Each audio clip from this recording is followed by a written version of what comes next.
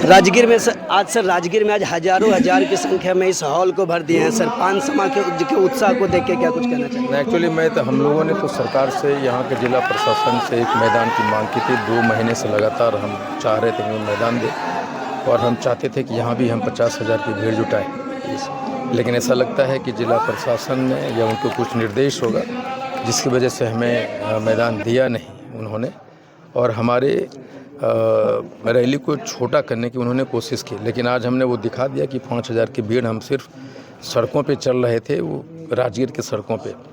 ये हॉल नीचे ऊपर खचाखच भरा था और बाहर लोग जिसको जगह नहीं मिला वो बाहर खड़े थे। पान समाज के महिला लोग लगातार कह रहे हैं कि आईपी गुप्ता हमारे समाज के, पान समाज के एक अवतार पुरुष है सर। क्या कैसा लगता है सर? नहीं, सिर्फ ये मैं उनको कहना चाहता हूँ कि वो भी आईपी गुप्ता ही है, उनके घर में भी एक आईपी गुप्ता है, और वही मिशन है हमारा कि हर एक घर में एक आईपी गुप्ता पैदा हो, और वो एक उम्मीद उनको जगे, अपने लिए खुद के लिए लड़ना सीखें। उसे एक छोटा सा प्रयास है, उनको ये विश्वास हुआ है कि वो भी आईपी गुप्ता बन सकते हैं, इसलिए उनकी ये भावना होती है। अब तक के 9 सफल रैली कर दिए सर। 50,000 की संख्या से 70,000 की संख्या में हर जगह अपने भीड़ खड़ा कर दिया सर। आज भी लगभग 5 से 7,000 की संख्या में भीड़ थे सर। आगे बिहार की राजनीति के लिए क्या कुछ ये संकेत है सर? नहीं, ये 5-7 हज़ार से ज़्यादा 70,000 50,000 हो सकता था अगर मुझे मैदान देते वो। हमने तो लोगों से ये कहना चालू कर दिया था कि उतनी भीड़ लेकर नहीं आए, क्योंकि हम हॉल में ये कहा गया था कि हॉल में जितनी सीट है उससे ज़्यादा आप नहीं ले जा सकते। तो मैं नहीं चाहता था कि लोग दूर दराज से आवें गांव से और उनको बैठने की जगह भी नहीं मिले। तो मैंने लोगों से अपील करना चालू किया था, कन्वेंशन हॉल मिला है, हम लोग कैपेसिटी भर लोग आएंगे।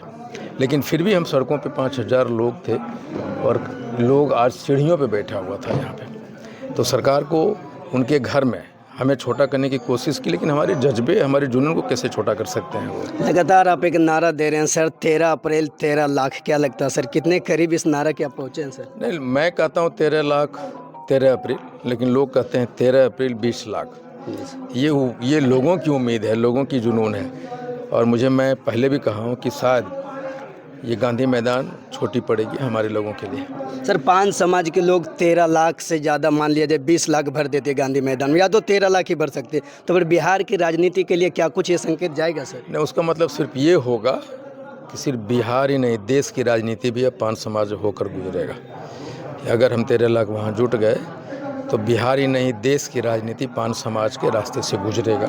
ये फाइनल हो जाएगा। 2025 में क्या लगता है, राजनीति में क्या कुछ प्रभाव पड़ेगा पान समाज? हमें आरक्षण मिलेगा। 2025 से पहले हमारे लोग भी सांसद और MP MLA बनेंगे, ये फाइनल हो जाएगा। हमारी पार्टी होगी, और मुझे लगता है कि हम अपने वोटों को समेटते हुए एक नई दिशा, एक नई पहचान की तरफ बढ़ चलेंगे, और ये 100% श्योर कर देंगे कि बिहार में अब बिना पान की कोई भी केंद्रीय भूमिका में राजनीति नहीं कर सकता है। बुझे हम लोगों को बिना लिए। अब पान समाज की भी पार्टी होगी सर, इसकी घोषणा कब होगी सर? पार्टी किसी खास समाज की नहीं होती है, लेकिन हमारी लड़ाई के लिए हम एक पार्टी का निर्माण करेंगे जिससे हमारी मजबूती और हम लोग एक छत के नीचे बंधे रहें और हमारा अधिकार और हमारी लड़ाई मजबूत हो। इसलिए 13 अप्रैल को हम अपना एक पार्टी की घोषणा करेंगे।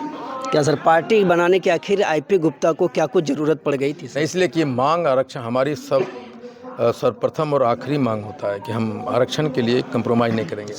और पार्टी जब हमारी बनेगी तो हमारा एक बैनर मिलेगा, और हम अपनी मांग को और मजबूती से लड़ पाएंगे। हम अपने आरक्षण को गति देने के लिए मांग को और उसकी लड़ाई को और मजबूत करने के लिए एक पार्टी निर्माण की आवश्यकता है, जो पूरे बिहार के जन लोगों की, पान समाज के एक लोगों की दिल की इच्छा है कि पार्टी अपना बने। Thank you sir.